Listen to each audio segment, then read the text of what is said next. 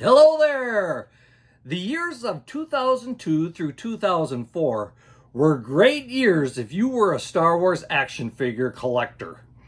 During those 3 years, Hasbro released over 130 basic action figures.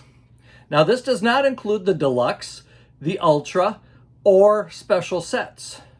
Welcome to Unboxing the Boxes, my Star Wars collection. This is episode 143, the first 19 basic figures of the 2002 Saga Series.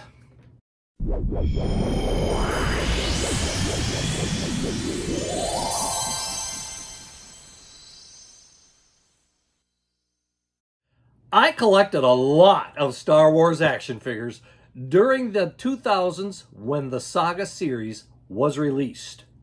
While I'm still missing several of the 131 total figures released in the series, I'm just talking the basic figures now, I'm very happy to say that I'm only missing 3 of the 57 that were released in 2002. I do have to say that even though these are considered basic series, many of these have some awesome accessories that you don't see put with figures nowadays. You may even want to add some of these to your own collection. Now, before I get into them, just want to invite you to once again like this video, share it with your friends, hit that subscribe button, and of course, hit the notifications bell too. Let YouTube know that you like this type of content. Now, let me put these over here and we'll move into them. Here is the very first one, and that would be Anakin Skywalker. Now, one nice thing with these figures, it not only says Anakin Skywalker, it also has maybe a place or a type or whatever. And here we have Anakin Skywalker, the Outland Peasant Disguise. So, kind of cool. Like I said, some of these action figures came with some pretty nifty accessories. And as you can see with this one, not only does Anakin come with a pistol, he also comes with a chest to carry his gear in as he goes traveling. There is a lightsaber way in the back there in his right hand that is basically hidden by the chest. On the back here, I've got to show you this. As you can see, shows the figure in a few different poses. Also has the number here, right up here, which says 0201. So 02 would be for the year 2002. 01 is the number of the figure itself. Little description on the back says, it has been 10 years since young Anakin Skywalker left his desert home to train to become a Jedi Knight. Under the mentorship of Obi-Wan Kenobi, Anakin is assigned to bring Senator Padme Amidala back to Naboo after she escapes another assassination attempt. Anakin dresses in peasant clothes to hide his Jedi identity. And as you can see, I put these have all been stored in these star cases by ProTech. Works out pretty well. As you can see, this one pretty much filled it out. But yeah, very nice figure. The cloak, I don't know if you've noticed that, but it's a plastic cloak. It's not real cloth or anything. So there is number 1, Anakin Skywalker. Number 2 is Padme Amidala. And of course, this is Padme Amidala Arena Escape. And there again, comes with a nice accessory there, which is one of the pillars from the arena, along with a chain and a pistol, of course. On the back, it says, now a senator from Naboo, Padme Amidala has grown in bravery and wisdom since her term as queen. Padme shows her courage and resourcefulness by trying to escape after she is captured on the planet Geonosian and sentenced to death. So not bad. I like the figure. It's a very good figure. Unfortunately, as you could probably see, it's starting to yellow. Her beige clothing is starting to turn yellow. Another nice thing on the back here, it kind of gives you 3 figures in a row of what you should be looking for if you want to keep the series going. Number 3 is Obi-Wan Kenobi. And this is Obi-Wan Kenobi, Coruscant Chase. And as you can see, again, a nice accessory in being one of the droids. Of course, the droid he jumped onto and grabbed onto after the assassination attempt on Padme. 10 years after losing his master at the hands of the Sith, Obi-Wan Kenobi has become Anakin Skywalker's Jedi mentor. Given the mission to protect Senator Amidala after an assassination attempt on her life, Obi-Wan finds himself hanging from a fleeing ASN-121 assassin droid as it tries to escape through the maze of Coruscant's cityscape. So there we have 3 figures so far, all with very good accessories. Next, we have C-3PO. And C-3PO, this is just C-3PO protocol droid. But as you can see, this is the early C-3PO from the Phantom Menace, along with his covered parts to go there. And it also has a chest to put all his miscellaneous parts into. So once again, very nice accessories to go along with the action figure. Built but left unfinished by Anakin Skywalker 10 years earlier, C-3PO longs to be fully assembled. While living with Klieg Lars and his family on a moisture farm near Mos Eisley on the planet Tatooine, C-3PO finally receives his first outer casing when he is visited by Padme and Anakin. You could have a little bit of fun with this one, kind of dressing and undressing C-3PO. Pretty cool. Number 5 is Kit Fisto. And this is really the first action figure that we have in this series that basically doesn't have a really nice accessory to go along with it. All it has is the lightsaber to go with him. But he does have slashing lightsaber attack. So his arm will move. So maybe that's our extra accessory, don't you think? But then if we look over here, we see that Anakin has force action. With his figure, he can automatically open the chest, so there must be some magnets involved there. A determined and resourceful Jedi, Kit Fisto tenaciously holds up to the goal of maintaining peace throughout the galaxy and defending the honor of the Jedi Code. Sent to Geonosis to rescue Padme, Anakin, and Obi-Wan, Kit valiantly battles against overwhelming odds. So what do you think of that one? Not too bad a figure. So there's the first 5. Let's get these off to the side and we'll move on to the next ones. Okay, the next one on our list is number 6, and this is a Super Battle Droid from the Attack of the Clones. And as you can see there again, he does come with some nice accessories. With this one, if you press a certain button on him, parts of him start flying apart as if he's been hit with your blaster. So on the back, it says, deadly and effective fighters, these enhanced battle droids are programmed with capacity for independent fighting. They make a formidable threat to opposing armies with their hulking frame and built-in firepower. Yeah, these gave everybody a run for the money when they were introduced to the movies. So not a bad figure. I do like that one. Okay, you're going to like this one. Boba Fett. Number 7, and this is, of course, the young Boba Fett. And as you can see, it comes with a couple nice accessories, too.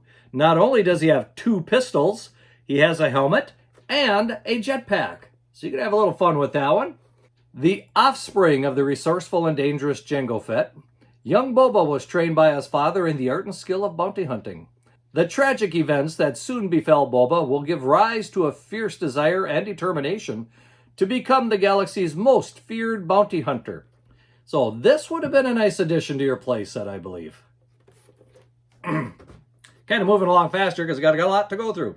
Okay, the next one, number 8, is the Tusken Raider, otherwise known today as Sand People. And as you can see, again, we have a Tusken Raider. This happens to be the female, and she comes with a child and a small bantha stick. These dangerous savages live in the rocky Judlin race on the planet Tatooine. The Tusken Raiders engage in an inevitable confrontation with Anakin Skywalker after he tries to rescue his mother from their camp. Once again, a nice little addition. By the way, if you can see this on the top here, she does kind of have a backpack on there that the child does fit into, so she can carry her child around. Next one, number 9, is Captain Typho. And of course, this is Padme's head of security. A little bit more sparse with the accessories. He does come with a pistol and a little blaster bolt to come out of the pistol. And he has a helmet. But that is pretty much about it. Captain Typho is Senator Padme Amidala's head of security and personal bodyguard. This loyal and determined leader courageously defends Padme from all who threaten her life. Decent figure for a basic figure. Like I said, not too much there for accessories, but still a good figure. Number 10 is Shaak, one of our Jedi Knights. And there again, a little more sparse with things. She does come with a lightsaber with a removable blade, so she can just be holding the hilt of the lightsaber or have it fully extended. Also, she has a little bit of a deflector or deflection that you could put on her blade to kind of show that she is good with her Jedi skills for deflecting things. Shaak is a powerful Jedi Master. Her highly refined Jedi skills are extremely useful in the battle against Count Dooku and the super battle droids on Geonosis. She's got a very large cloak, coat, whatever you want to call it, around her legs. That thing really flashes out quite a bit. So there we have it. 6 through 10. Let me get those out of the way. We'll move on to the next ones. Okay, moving on. We have a battle droid. And this is from the arena battle. Little different than your normal battle droids. Not only does he come with a pistol, kind of a pistol, half a rifle, really, but it does have a blast coming out of it, and he's got a little communications pack there. And as you can see, he's also got some blue around him, as if he just got hit by one of those bolts. A decade earlier, the Trade Federation's army of battle droids invaded the peaceful planet of Naboo. Now these droids are back in even greater numbers, ready to march against the Jedi and forces of the Galactic Republic. This one happens to be a red battle droid, and the reason I point that out is because there were two versions of this. There is also the regular beige-colored battle droid that we saw a lot of in the movies and TV shows. So pretty much they come with the same accessories, just like color variations to them. So both of them are number 11, so basically tells us variations of an action figure. Number 12 happens to be Plo Koon. And as we can see, this is Plo Koon from the battle arena. He has his lightsaber, and again, one of the deflections that you can put on the saber. Plo Koon is a member of the Jedi Council. Special equipment protects his sensitive eyes and nostrils from Coruscant's oxygen-rich planet. With his extensive grasp and control of the Force, Plo Koon leads the Jedi into battle on Geonosis. Really a decent figure, especially for a basic figure. Number 13 would be Jango Fett. And this happens to be from the Camino Escape. Not a whole lot of accessories, but we do have two pistols, a helmet, a staff. Looks like a grappling hook of some sort. He does also come with a backpack on him. So really, he's got a lot of little accessories there, which make it a little more worthwhile to get. Resourceful and dangerous, Jango Fett is known throughout the criminal underworld as the best bounty hunter in the galaxy.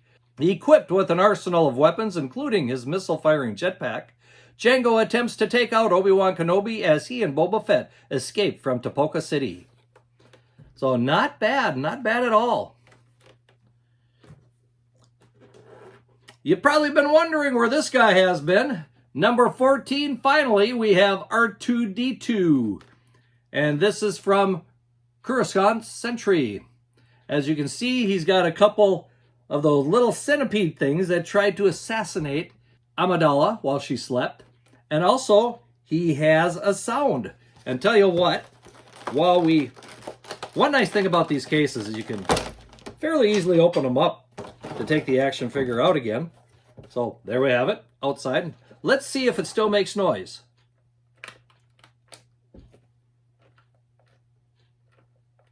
Nope, nothing. The battery has died. R2 has been silenced. The ever-faithful R2-D2 is utilized to guard Senator Padme Amidala.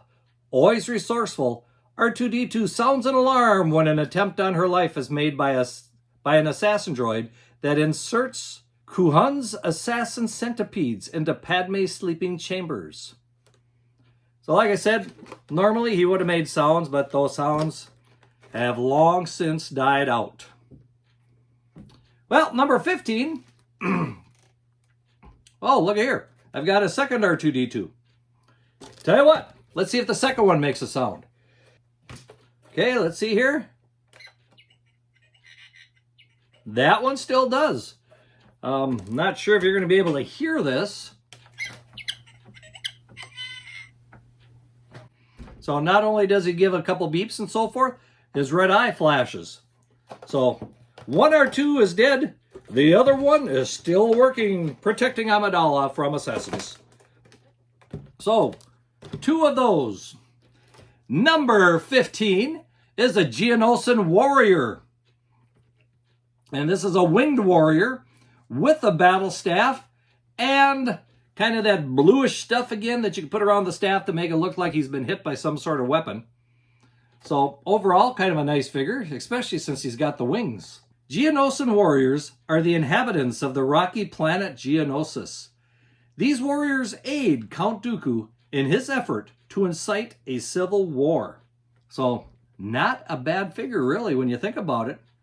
The wings, for me, make this a really good action figure. So there we have it. 11 on up through 15. 4 left. Okay, the next one here is one of my favorites from this series. And that's because it's Dexter Jetster. I like this character from the movie. I thought he was kind of one of the most unique characters, and I just loved his attitude about things. Dexter comes with all kinds of cooking accessories, as we can see. A cook in a Coruscant diner. Dexter Jetster picks up plenty of information as he's serving his patrons. An old friend of Obi-Wan Kenobi, he's always willing to share his information for a price. So this one's a little bit heavier because, of course, Dexter is kind of a big guy.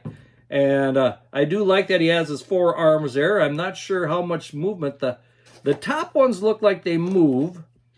The bottom ones might swivel about at the elbow. But I like this. Like I said, he's one of my favorite characters from that movie. So I like Dexter. And the next one we have here is a clone trooper, number 17. And as we can see, he comes with quite a few different accessories. He comes not only with his rifle, but he also has a big gun that also has a missile that it can fire from the looks of it. Tripod firing cannon. So, nice accessory with that one. Trained specifically for military combat, clone troopers are virtually indistinguishable from one another. Part of a cloning army, they are grown in the cloning facilities of Topeka City, a luminous city of industry emerging from the raging seas of Camino. This one, the torso of the clone trooper is starting to yellow. The arms are still doing pretty good, but the torso is yellowing. This one, of course, it being a clone trooper, I had to pick up a second one of those. They're basically the same figures, only this one does not have a yellowing torso, at least not yet. So, I have a question for you, if you know this or not. Are these torsos possibly made from different type of plastics that one yellows and one doesn't? Granted, these are 20 plus years old, so there's going to be a little aging, I would say, showing sooner or later. Number 18 is Zam Wesell. Pretty much just a basic action figure there. We just had the action figure of Zam. She's got a pistol. The big thing here is she does have a separate face that you can put over the regular action figure face. The one that's here is the one, of course, that she changed to when she was dying. Zam Wesell is the dangerous, heavily armored bounty hunter mysteriously hired to eliminate Senator Amidala. Swift to action, Wesell is refined, unrelenting assassin, and an excellent tracker. Her quarry's almost non-existent survival rate confirms Wesell's eminent reputation and unsurpassed marksmanship. Of course, she gets a little more than she bargained for when she took on 2 Jedi. Even really good bounty hunters have trouble with that. Well, the last one for today, number 19, is the Royal Guard. Royal Guard Coruscant Security.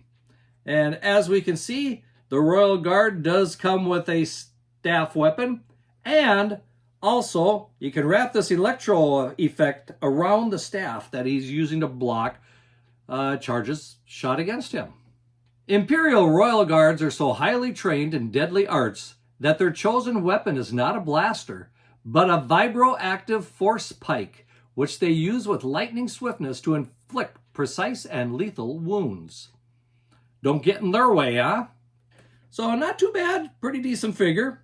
There again, maybe a little light on the accessories compared to some of them, but for a basic figure, not too bad. So there we have it, the first 19 of the 2002 Saga Series basic figures. What do you think of them? Leave a comment and let me know, will you? Also, as long as you're pushing buttons down there, why don't you like this video, share it with your friends, and of course, subscribe to the channel and hit that notification bell so that you're notified when I continue this series from the Saga series.